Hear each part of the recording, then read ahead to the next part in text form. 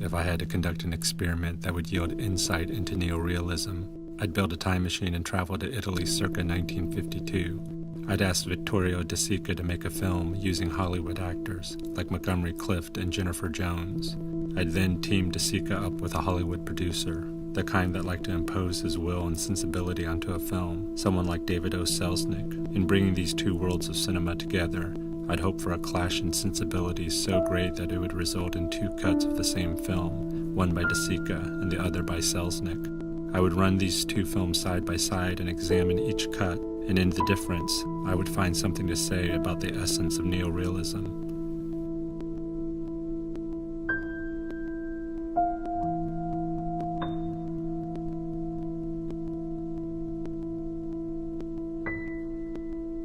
Both films start with a shot of a city, but Selznick not only tells you which city, but connects this city to the theme of love. Selznick's second shot shows a letter that spells out the central tension of the film. Meanwhile, De Sica's opening takes almost twice as long, but reveals far less. Already in the first few minutes, we can detect two distinct approaches to cinema.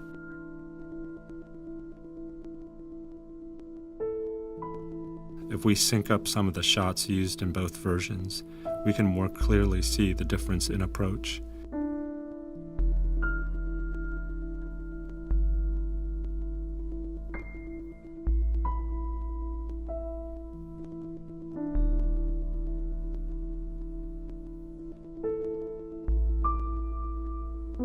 Selznick consistently prefers a shorter take than De Sica.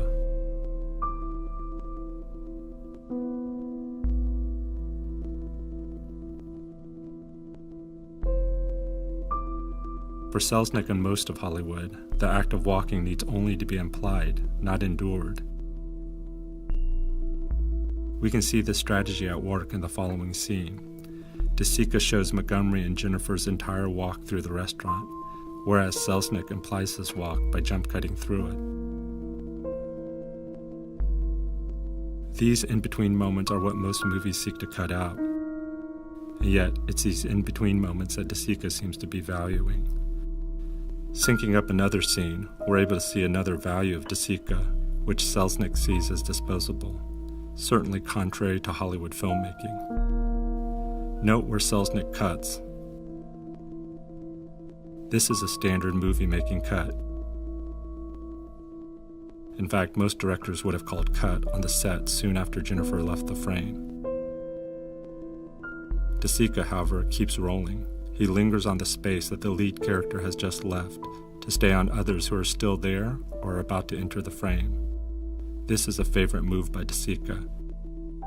He does it throughout the film. His main characters leave a space, but his cameras don't follow, nor does he cut. He lingers on extras that we'll never get to know.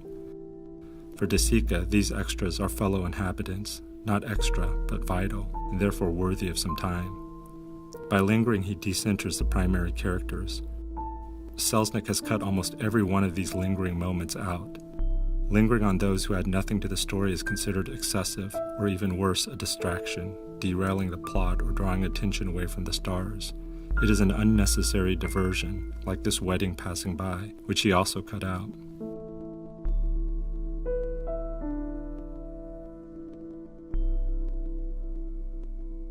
What Selznick sees as waste and excess becomes the essence of a different kind of cinema and sensibility, in which shots linger and veer off to include others, in which in-between moments seem to be essential, in which time and place seem more critical than plot or story.